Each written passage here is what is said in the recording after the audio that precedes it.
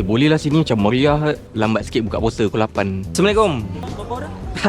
10 orang. Tapi saya nak order dulu. Dia orang datang kemudian boleh? Alright, ngam. Macam kenal lah bang. Kamu kat dalam YouTube ke? Ya. Tak salah bang, confirm.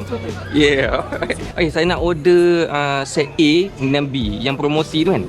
RM50 dengan 100 kan? Boleh lah yang tu. Alright, thank you. Sudah. Serius lah. Aduh, boleh jadi pula Member tak boleh datang pula. Tayar pancit.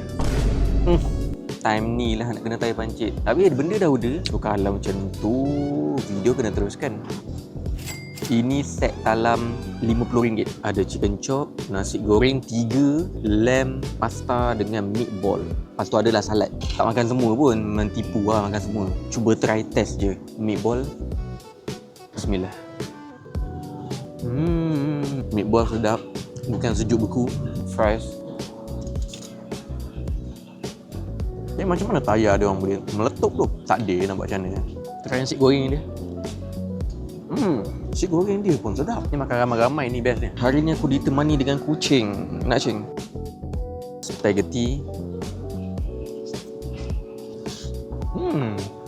Spaghetti pun sedap. Spaghetti dia cukup lah. Tak ada benda yang tak cukup, yang membuatkan kau rasa macam ini bukan spaghetti macam tu. Dia punya lamb kena try. Dia macam ada garing sikit. Enjoy lah kalau makan. Talam RM50 ni untuk 4 ke 5 orang makan. Tapi aku makan dengan kucing lah. Tak habis lagi dia makan kambing tadi. Chicken chop. Chicken chop just okay. Itulah set talam RM50. 100 pula. Ini set talam RM100. Makan 6 ke 7 orang. Mana kucing tadi hilang? Bawa member-member. Nasi goreng tak payah try lah. Sebab sama je kan. Kambing. Ya, kambing ni sedap. Ayam Korea macam biasa. Ada bijan-bijan kat situ. Aku rasa sos dia manis.